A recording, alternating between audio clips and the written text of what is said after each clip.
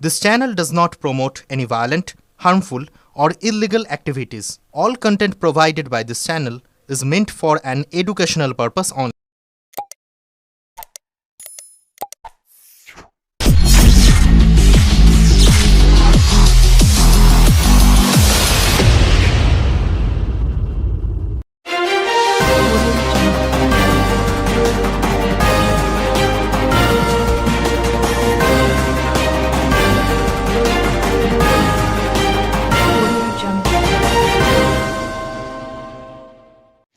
ক্রেতা সেজে সোনার দোকানে লুট, আগ্নেয়াস্ত্র দিয়ে ভয় দেখিয়ে ক্রেতাদের থেকেও লুটপাট চালায় ডাকাতের দল। হুগলির ডানকুনিতে সোনার দোকানে ডাকাতি, দোকানের সব সোনার গহনা লুট করে নিয়ে যায় ডাকাতের দল। দোকানের মালিককে অস্ত্রের আঘাত মারে। আজ বিকেল 4টে নাগাদ 5 জনের একটি দুষ্কৃতী দল আসে দোকানে ক্রেতা সেজে। দোকানের নিচে দুটি বাইকে করে আসে 5 জন দুষ্কৃতী। অভিযোগ, আগ্নেয়াস্ত্র দিয়ে ভয় দেখায় দুষ্কৃতীরা।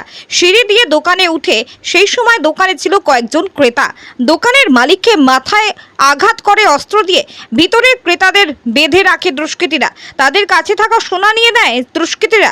প্রায় 20 মিনিট ধরে দোকানে চলে লুটপাট। খবর পেয়ে ঘটনাস্থলে ডানকুনি থানার পুলিশ হাজির হয়। দোকানের সমস্ত সিসিটিভি ফুটেজ খতিয়ে দেখে তদন্ত শুরু করেছে। ব্যুরো রিপোর্ট, আমার কলকাতা নিউজ।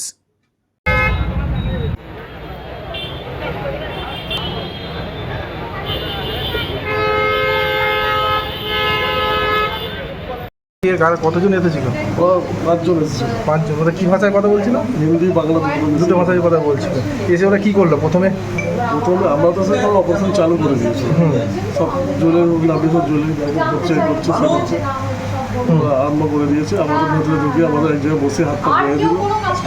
ধুয়ে দেওয়ার পর আমাদের মোবাইল টোবাইল যাগুলো সব নিয়ে আমাদের লকটা খুলতে ছিল, লকটা খুলতে পারেনি। বাকিগুলো তাড়াহুড়ো করে আমাদের আটকে দিয়ে বেরিয়ে চলে। মানে আপনারা আজকে সোনার গহনা কিনতে এসেছিলেন নাকি?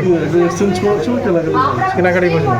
আপনারা কিনছিলেন, তারপরে আসি ডোমজুর থানা থেকে, ডোমজুর থেকে আপনারা আসেন ডুমজুর থেকে? ডুমজুর থেকে এখানে গহনা কিনতে এসেছেন।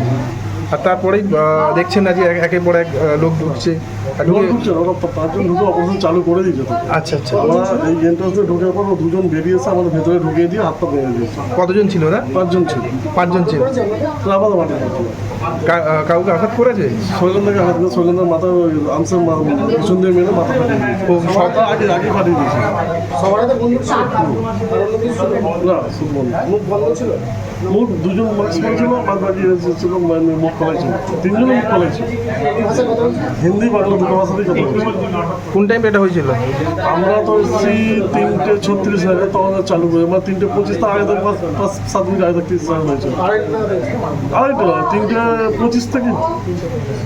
কি নাম আপনার? আমার নাম বাপন দাস। কোথা থেকে আসছেন?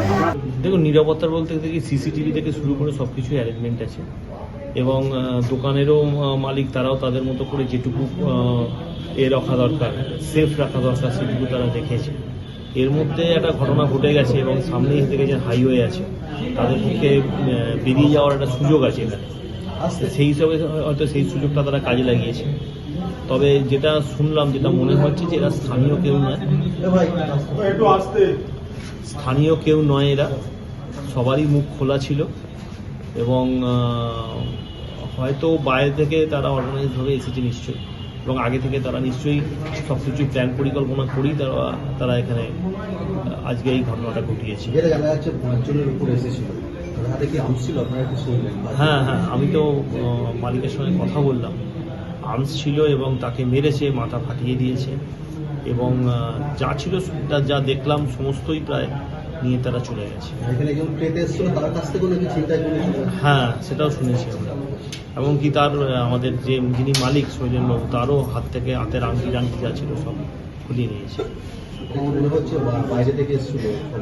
দেখুন, এটা পুলিশ আছে, পুলিশ সঙ্গে সঙ্গে এসেছে, প্রশাসন সঙ্গে সঙ্গে এসেছে, সিপি সাহেব নিজে এসেছেন, ডানকুনি থানা সঙ্গে সঙ্গে এসেছে। ওনারা নিশ্চয়ই এই ব্যাপারটা, ওনাদের প্রতি আস্থা আছে, ওনারা নিশ্চয়ই এই ব্যাপারটা